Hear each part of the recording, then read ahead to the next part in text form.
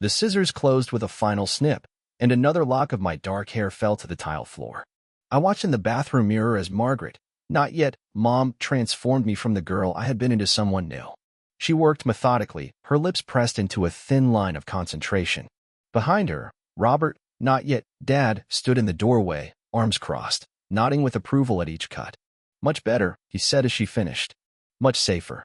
I was 7 years old, too young to understand why my hair mattered so much, why they'd brought me directly from the adoption agency to this bathroom, why Margaret's hands trembled slightly as she worked, or why Robert kept glancing nervously at the windows despite the closed blinds. All I knew was that my thick, dark curls, the only physical connection to whoever had given birth to me, were being systematically erased, replaced by a short, strawberry blonde bob that matched Margaret's own carefully maintained style. "There," Margaret said, setting down the scissors. "Now you look like a proper Miller." She brushed stray hairs from my shoulders and smiled, but it didn't reach her eyes. "Tomorrow we'll go shopping for new clothes. A fresh start." Robert nodded. No one would recognize her now. I didn't understand then why that statement seemed to bring them both such obvious relief.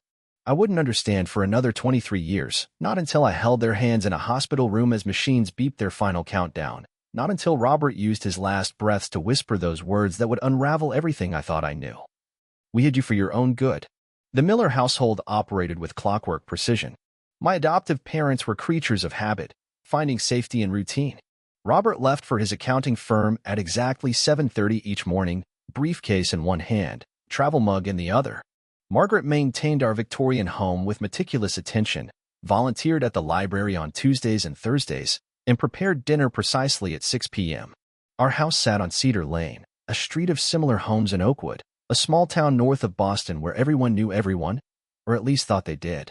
It was the kind of neighborhood where lawn height was regulated by unspoken agreement and holiday decorations appeared and disappeared on universally acknowledged schedules. I grew up as Eliza Miller, their only child. The story they told neighbors was simple. After years of fertility struggles, they'd been blessed with a private adoption. A closed one. Clean break for everyone involved, Robert would say when the topic arose, which it rarely did after my first few years in Oakwood. Margaret would squeeze my shoulder just a little too tightly whenever anyone asked about my real parents. "We're her real parents," she would correct with a smile that never warmed her blue eyes. "Blood doesn't make a family. Love does." And they did love me, I never doubted that. They were attentive, supportive, invested in my education and happiness. Yet there was always something guarded in that love, as if they were constantly evaluating risks I couldn't see. The haircuts continued.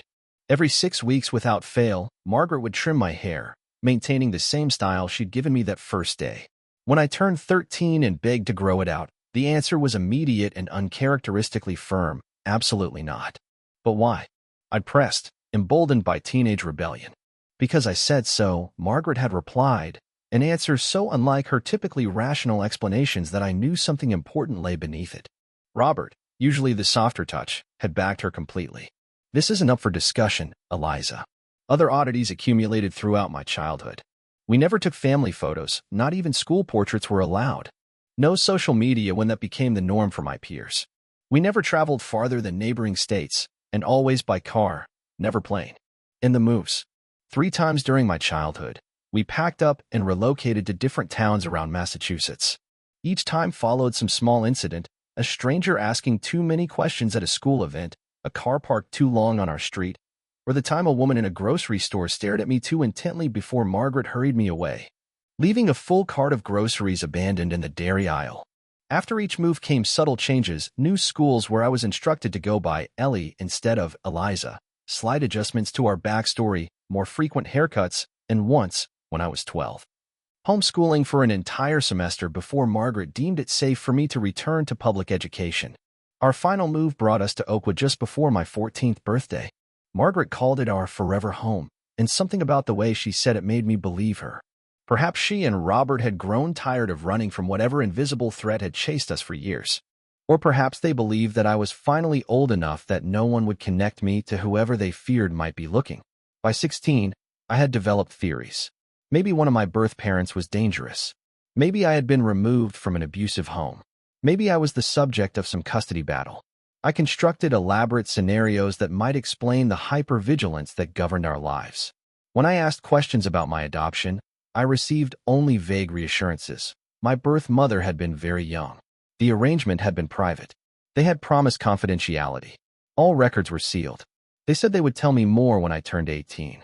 On my 18th birthday, they gave me a car instead of answers. A sensible, moderately priced sedan with excellent safety ratings. When I pressed about my origins, Robert had sighed and said, "Some doors are better left closed, Eliza. Trust us on this." And I did trust them. They had given me a good life, stable, comfortable, filled with educational opportunities and small luxuries. Maybe whatever shadow hung over my past was indeed better left unexplored. So I stopped asking. I attended the state university only 40 minutes from home, majoring in library science to follow in Margaret's footsteps. I dated casually, but never seriously. I came home most weekends for Sunday dinner, where Margaret would study my hair and suggest a trim if the dark roots were becoming visible beneath the strawberry blonde. By 30, I had built a quiet life as the assistant director of Oakwood's public library. I had a small circle of friends, my own apartment downtown, and the persistent feeling that I was living someone else's life, one designed to attract minimal attention. I still visited my parents every Sunday. They had aged into their 60s, settling into retirement with the same contained precision that had characterized their working years. Nothing in their demeanor suggested they were hiding a secret that would shatter my understanding of everything. Until the evening they failed to answer my calls. Until I used my spare key to enter their house and found them unconscious on the kitchen floor, a shattered teapot between them.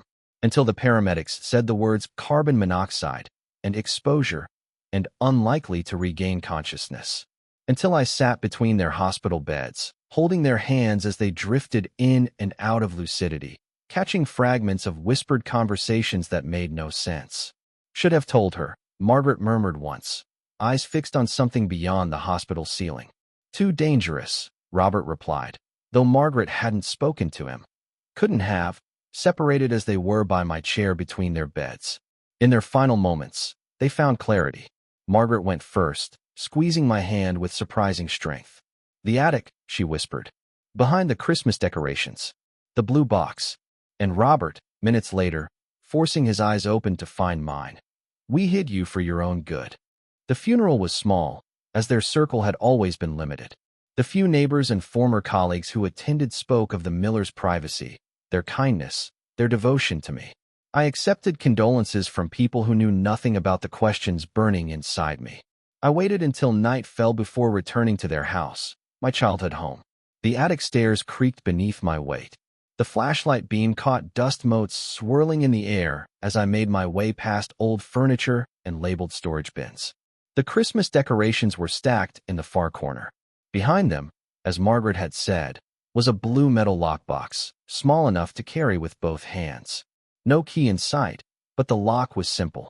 A hairpin from my purse was enough to trigger the mechanism. Inside lay the pieces of a puzzle I had never known existed. A birth certificate with a name that wasn't mine, Natalia Sokoloff. A newspaper clipping with a headline that made my stomach drop. Prominent witness in Sokoloff murder trial disappears with infant daughter. Old photographs of a woman who shared my once dark curls, holding a baby. A handwritten letter dated 2 decades ago. A small velvet pouch containing a silver pendant inscribed with Cyrillic characters. And at the bottom, most disturbing of all, a thick manila envelope stamped with the seal of the U.S. Marshals Service, containing documents for the Miller family relocation. The truth assembled itself in terrible clarity. I wasn't adopted. I was hidden. My parents weren't my parents. They were my protectors. My life wasn't my own. It was a carefully constructed alias. According to the newspaper articles and court documents in the box, my birth name was Natalia Sokoloff, daughter of Elena Sokoloff, a key witness against the Petrov crime family in Boston. Elena had been prepared to testify about money laundering operations she had witnessed while working as an accountant for their front businesses. Days before the trial, someone had murdered her husband, Mikhail. Elena had fled with me, her infant daughter. From what I could piece together from the fragmented documentation, Elena had been killed while on the run. I had somehow survived, been found by authorities, and placed into witness protection. Robert and Margaret Miller had never been unable to have children. They had been U.S. Marshals assigned to hide me until the threat passed. Except it seemed the threat had never passed. Year after year, they had maintained my cover, moving whenever they sensed danger, cutting and dyeing my naturally dark hair to match their coloring, keeping me from any form of publicity that might allow facial recognition. The final document in the box was the most recent, dated just 6 months earlier. A letter from someone identified only as Handler warning that Viktor Petrov had been released from prison after serving 15 years for unrelated charges. The letter advised extreme caution and noted that Petrov had reportedly vowed to tie up loose ends. My hand shook as I gathered the documents. The life I thought I knew had been a carefully constructed fiction. My quiet librarian existence was built on a foundation of witness protection and organized crime. And now, with Robert and Margaret gone, I had no idea if I was still being protected or if I was completely exposed. The floor creaked behind me. I froze, suddenly aware that I had left the front door unlocked in my distraction. The flashlight slipped from my fingers, plunging the attic into darkness. Only the faint glow from the open attic hatch provided any illumination. I clutched the blue box to my chest and held my breath. Another creak, closer this time. "Eliza." A familiar voice called from below. "Are you up there?" James Chin, my parents' neighbor from across the street. He had been at the funeral earlier, had offered to help with anything I needed. His footsteps sounded on the attic stairs. "Sorry," he said, appearing at the top, silhouetted against the light from below. "Your front door was open. I saw a light up here and was worried someone might be breaking in." I exhaled slowly, trying to calm my racing heart. "Just me," I said, my voice sounding strained even to my own ears. "Looking through some old things." James nodded. Then his eyes fell to the scattered documents around me. Even in the dim light, the newspaper headlines would be visible to him. I quickly began gathering them, shoving them back into the box. "Can I help?" he offered, stepping closer. "No," I said too quickly. "I've got it. Thank you for checking on me." He lingered a moment too long, his gaze moving from the documents to my face. "You know," he said casually, "I always thought there was something different about you compared to your parents. The way they watched you. The way they watched everyone who came near you." A chill ran through me. James had moved to Oakwood only last year. He was in his 30s, lived alone, worked remotely as a software developer. He had been friendly but not intrusive until now. "I should finish up here," I said, closing the box firmly. "Of course," he replied, backing toward the stairs. "Lock your door when you leave, Eliza. These days, you never know who might be watching." The way he emphasized my name, the name I now knew wasn't really mine, sent another shiver down my spine. I listened to his footsteps descend the stairs, heard the front door close. Only then did I allow myself to breathe again. I needed to leave, and not just the house, but possibly Oakwood itself. The protective bubble Robert and Margaret had built around me had burst. I didn't know who I could trust or where I would be safe. I only knew that staying put, following my normal routine, would be the most dangerous choice of all. With trembling hands, I placed the blue box into my bag. Whatever came next, I would need these pieces of my true history to guide me. 3 days later, I had called in sick to work, packed a suitcase, and was living out of a motel 30 miles from Oakwood. I'd withdrawn cash from my savings, enough to last a few weeks. I'd left my cell phone at my apartment after seeing 3 missed calls from James Chin. His sudden interest in me felt too coincidental after what I discovered. The motel room walls were thin, the furnishings sparse. I spread the contents of the blue box across the bed, trying to construct a timeline, to understand what had happened to Elena Sokolov and why, 23 years later, I might still be in danger. The birth certificate said I had been born at Boston Medical Center. Elena had been 22 at the time, already married to Mikhail. According to the newspaper articles, Mikhail had been found shot execution style in their apartment. Elena had taken me and disappeared the same night. The handwritten letter in the box was from Elena to her sister, written in Russian but accompanied by a translation, presumably added by the Marshals Service. "Dear Katerina, if you are reading this, something has happened to me. I am entrusting this letter to people who have promised to deliver it if necessary. I can't tell you where I am or what has happened, only that Mikhail is gone and I am running with Natalia. Victor knows that I have the ledgers. He doesn't know that I've made copies. The originals are where we discussed that summer at the lake house. The copies have been sent somewhere safe. If I don't survive, the evidence will still find its way to the authorities. Take care of yourself and tell Mother I love her. If you ever meet my Natalia, tell her that I fought for her until the end. With all my love, Elena." The letter raised more questions than it answered. What ledgers? What evidence? Had Elena actually been killed? Or was that story fabricated as part of my protection? And who was Katerina, my aunt, still alive somewhere?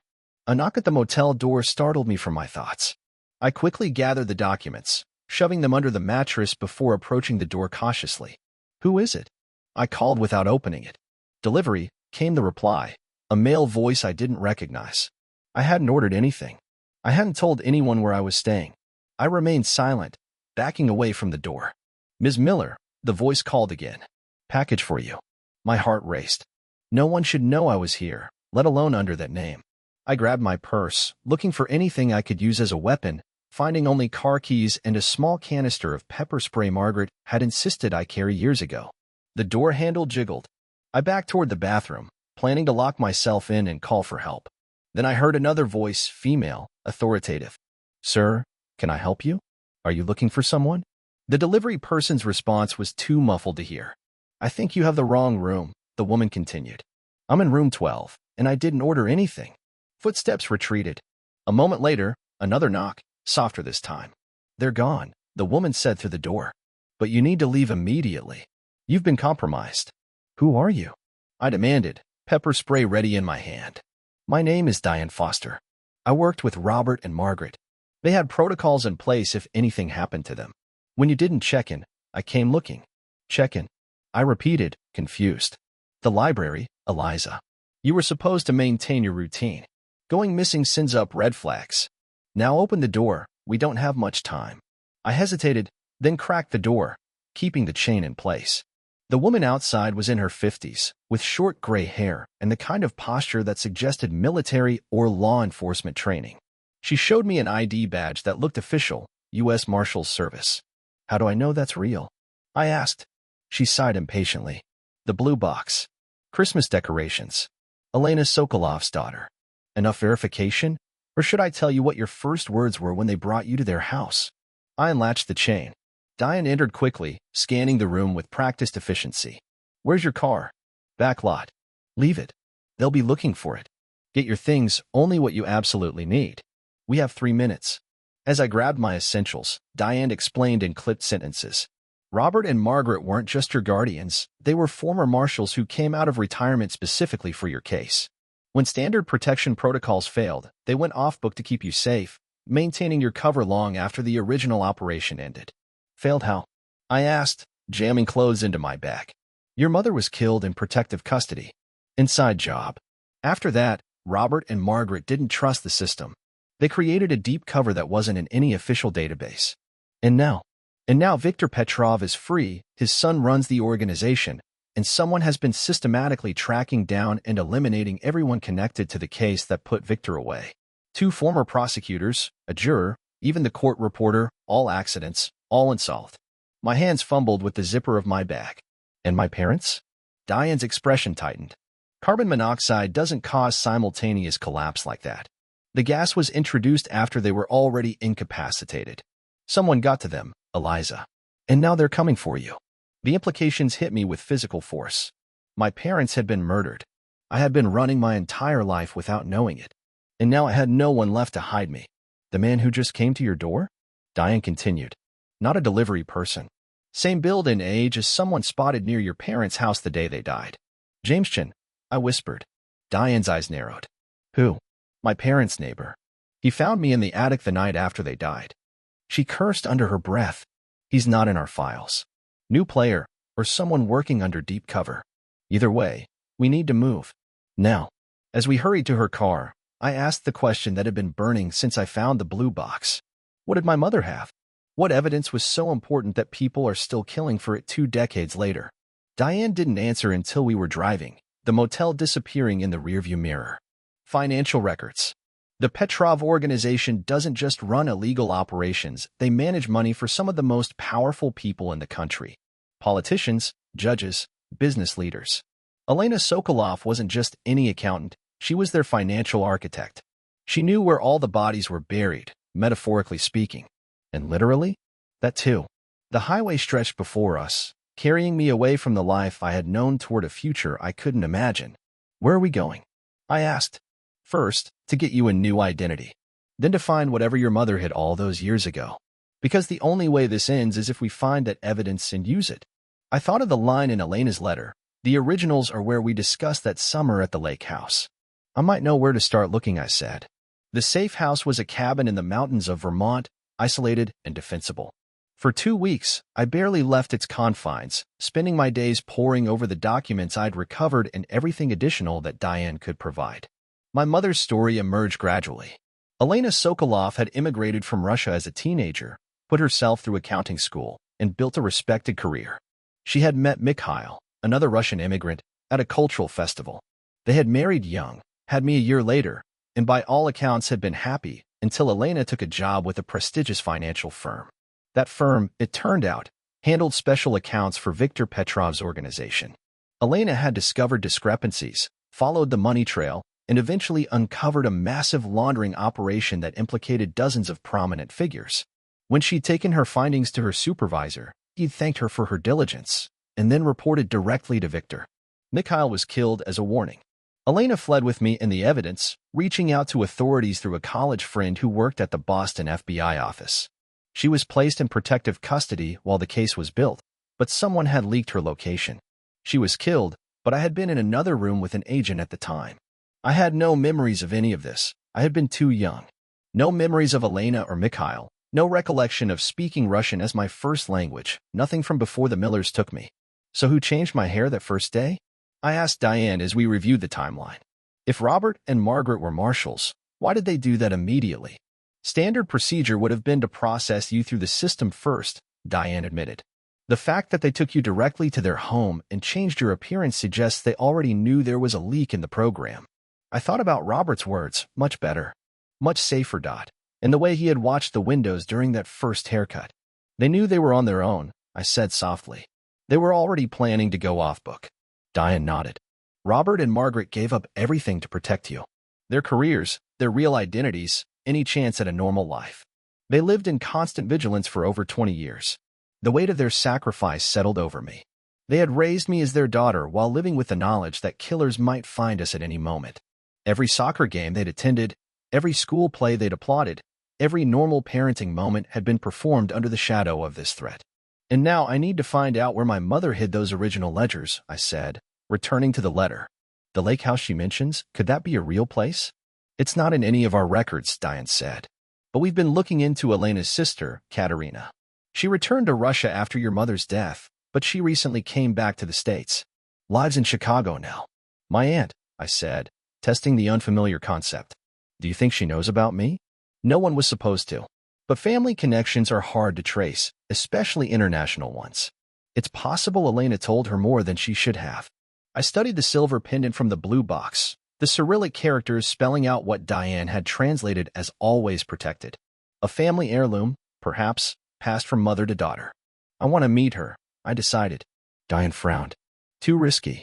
If Petrov's people have been tracking down connections to the case, they'll be watching her. Then we use that, I said, an idea forming. We make contact, draw them out, follow them back to whoever's giving the orders. That's not how witness protection works, Eliza. We keep you hidden, not use you as bait. Except I'm not officially in witness protection anymore, am I? Robert and Margaret went off book. I'm a ghost in your system. Diane didn't answer immediately, which I took as confirmation. And Petrov already knows I exist, I continued. They killed my parents to find me. They tracked me to that motel somehow. I can't just hide forever. What exactly are you proposing? We find Katerina. We find the lake house. We find whatever my mother hid. And we finish what she started. Diane studied me for a long moment. You sound like her, you know. From what I've read in the case files, Elena was just as determined. I need to know where I come from, I said. Who I really am. You know who you are, Diane replied. You're the person Robert and Margaret raised you to be. Your birth name might be Natalia Sokolov, but Eliza Miller is real too. I touched my hair, the strawberry blonde now showing dark roots. I hadn't colored it since before my parents died. Maybe I'm both, I said. And maybe it's time Natalia finished what her mother started. Chicago in autumn was cold and windy, the lake effect adding a bone-deep chill that penetrated my layers. I sat in a coffee shop across from the small bakery where Katerina Sokolova worked, watching through the window as she arranged pastries in the display case. She had Elena's eyes, or rather, I had them. The same deep brown with a distinctive almond shape. Her hair was silver now, but old photographs showed it had once been the same dark shade as mine had been before 2 decades of dye. "Remember," Diane said beside me, posing as a business associate having coffee. "Brief contact only. Give her the pendant, mention the lake house, then leave. We'll follow up with surveillance to see who shows interest in her afterward." I nodded, fingers curling around the silver pendant in my pocket. 3 weeks of preparation had led to this moment. Facial recognition training to spot potential surveillance, crash courses in defensive driving and basic self-defense, and the construction of a plausible cover story for my approach. When the morning rush subsided, I crossed the street and entered the bakery. A bell tinkled overhead, and Katerina looked up with a professional smile that faltered when she saw my face. "Can I help you?" she asked, her accent still noticeable after decades in America. "I hope so," I replied, keeping my voice steady.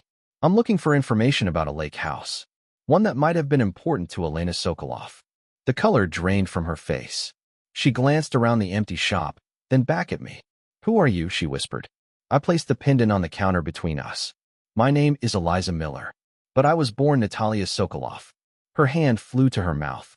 "Impossible," she breathed. "Natalia died with Elena." "No," I said gently. "I survived. I was hidden." Katerina's eyes filled with tears.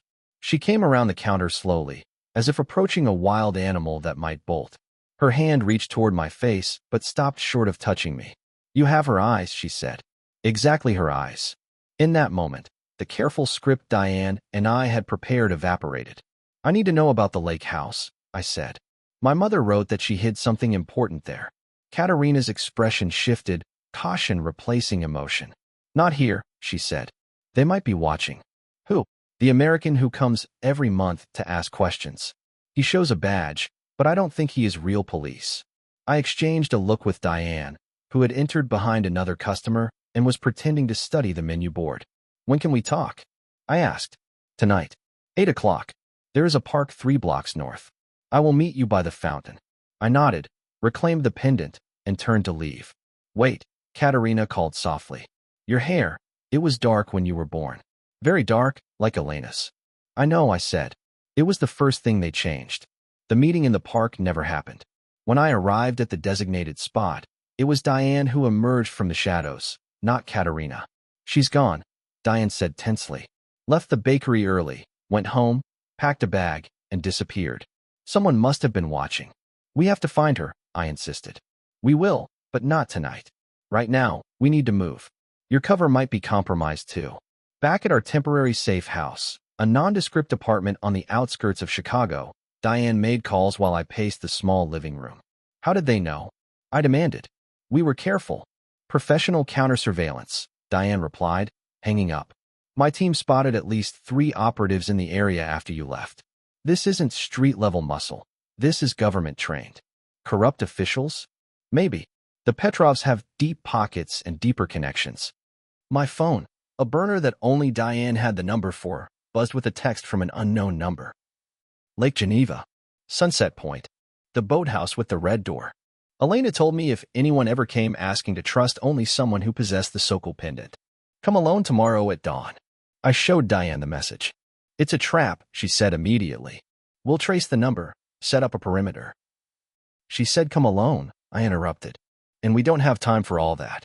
If they traced her to me, they'll be watching for any unusual law enforcement activity. You can't seriously be considering going." "The lake house, Diane. It has to be real. Even if it is, walking in there alone would be suicide." I fingered the pendant around my neck. "Not completely alone." Dawn at Lake Geneva painted the sky in watercolor shades of pink and gold. I stood on the shore, scanning the line of boathouses along the waterfront until I spotted one with a weathered red door, almost hidden behind overgrown shrubs. The property looked abandoned, the windows of the main house boarded up, the dock in disrepair. According to county records Diane had pulled, it had belonged to a corporation dissolved in the late 1990s, with no clear ownership since then. Diane and her team were positioned discreetly around the perimeter, but not close enough to be spotted by whoever might be watching. I had a panic button in my pocket and a wire taped to my skin. Small protections against the unknown. The boathouse door creaked when I pushed it open. The interior was dim, light filtering through dirty windows onto a concrete floor where the impression of a boat long gone was still visible in the dust. "Hello." I called, my voice bouncing off the bare walls. You came. Katerina stepped from the shadows at the back of the building. She looked older than she had in the bakery, exhaustion etched into her face. And you came alone? Yes, I said, not mentioning the team outside. Show me the pendant, she demanded. I pulled it from beneath my shirt, letting it catch the light streaming through the windows. She nodded, seemingly satisfied. Elena said someone might come one day. I didn't believe her. All these years, I thought you were dead. What is this place? I asked, looking around. Once, it belonged to Mikhail's American uncle. Elena and Mikhail spent summers here before you were born. After Mikhail died and Elena ran, she contacted me one last time. She told me if anything happened to her, I should protect this place. So I did. And what did she hide here? Katerina moved to the far wall, where a row of ancient life jackets hung on hooks. She pushed them aside, revealing a section of wall that looked no different from the rest to my untrained eye. Help me, she said, and together we pushed against the panel. It gave way with a groan, revealing a small cavity behind. Inside was a waterproof case, sealed with a combination lock. Do you know the combination? I asked. Katerina shook her head. Elena said the right person would know. I studied the lock for digits. A birth date, perhaps? Elena's? Mikhail's? Mine? I tried my birth date first, the one on the certificate in the blue box. Nothing. What was important to her? I asked. Special dates? Numbers with meaning? Katerina considered. Elena was sentimental. She kept everything that mattered to her: photos, letters, little mementos. The pendant felt suddenly heavy against my skin. I turned it over, examining the back, which I hadn't paid much attention to before. There, etched into the silver, was a tiny series of numbers, 1-9-7-2. Her birth year, Katerina confirmed when I showed her. I dialed the numbers into the lock. It clicked open. Inside the case were several items: a USB drive, a handwritten journal, and a manila envelope containing what appeared to be original financial documents with signatures and official stamps. The ledgers, I breathed. Miss Sokolova was very thorough, a male voice said from the doorway. I spun around, my heart lurching to my throat. Jamschin, my parents' neighbor, stood silhouetted against the morning light, a gun held casually at his side. You, I said. You killed my parents. I didn't, actually, he replied, stepping into the boathouse. I was assigned to monitor them. Their deaths were unexpected. A different department's operation. Different department? My mind raced, trying to make sense of his words. Who are you? Jamschin isn't my real name, of course. I work for the same people your adoptive parents did, or used to, anyway. U.S. Marshals Service, Special Operations Division. Diane hadn't mentioned any surveillance team assigned to my parents. You're lying, I said. Am I? He kept the gun trained on us, but used his free hand to pull out a badge that looked identical to Diane's. Your parents went off-book 23 years ago. That made a lot of people nervous. They were supposed to be temporary guardians until a permanent placement could be arranged. Instead, they disappeared with you. They were protecting me, I said, moving slightly to position myself between him and Katerina. They compromised an ongoing investigation, he countered. The Petrov case wasn't just about money laundering. It was about national security. The people implicated in those ledgers, he nodded toward the case in my hands, include officials at the highest levels of government. Behind me, Katerina made a small, frightened sound. This is why Elena died, she whispered. She knew too much. Where's Diane? I asked, suddenly realizing the panic button in my pocket hadn't been activated. If James was truly Marshals Service, did that mean Diane was too? Had this entire operation been a way to find exactly what we were now holding? James smiled thinly. Agent Foster is currently explaining to her superiors why she ran an unsanctioned operation with a protected witness. Now, I'll need those materials. So the U.S. government can bury them again? I challenged. These are evidence of crimes. These are matters of national security, he corrected. Not every truth is meant for public consumption, Ms. Miller, or should I say, Ms. Sokolov? The sunlight streaming through the doorway behind him dimmed momentarily, as if someone had passed by outside. I remembered Diane's team, positioned around the property. If they were real marshals and not part of whatever conspiracy James represented, they might intervene if things escalated. I need to know the truth, I said, stalling. About my mother, about the Millers, about everything. The truth. James laughed softly. The truth is your mother stumbled onto something much bigger than a simple mob money laundering operation. The truth is Robert and Margaret Miller weren't saints. They were disillusioned agents who went rogue with a key witness's child. And the truth is that some secrets stay buried for good reasons. My fingers tightened around the case. My entire life has been a lie. Your life was a gift, he countered. You could have died with your mother. Instead, you got 23 years of peaceful existence. More than most people in your situation would have received. And now you have a choice. Hand over those materials and walk away. We'll set you up with a new identity somewhere far from here. Or keep pushing and end up like your birth mother. A shadow moved across one of the dirty windows, someone outside, moving into position. I needed to keep him talking. Why kill the Millers now, after all this time? I asked. As I said, that wasn't my operation. But if I had to guess? Viktor Petrov's release changed the game. His son has been running things, but the old man still has connections. Connections that got nervous when he started asking questions about loose ends. So both sides want me eliminated, I said bitterly. The criminals and the government. Not eliminated, James corrected. Controlled. Your knowledge makes you valuable to both sides. And which side are you on? He didn't answer directly. The side that maintains order. Sometimes that means working with people you'd rather not. Sometimes it means burying unpleasant truths. Like the truth about who really killed my mother? I pressed. A flicker of something surprise, perhaps, crossed his face. You don't know, do you? You think it was the Petrovs, wasn't it? James shook his head slowly. Elena Sokolov wasn't killed by the mob, Ms. Miller. She was eliminated by people within our own government who couldn't risk what she knew becoming public. The revelation hit me like a physical blow.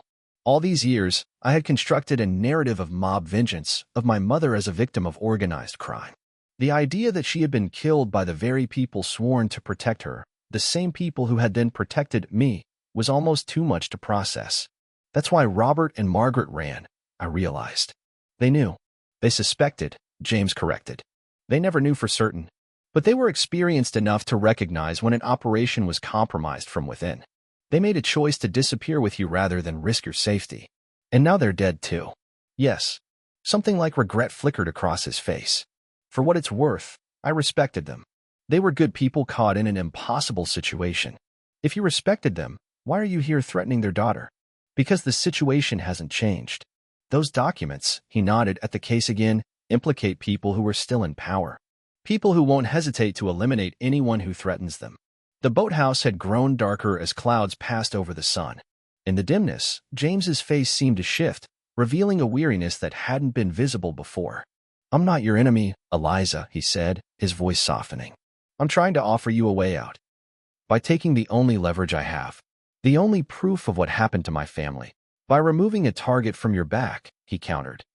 Walk away from this. Let it go. Live the life Robert and Margaret wanted for you.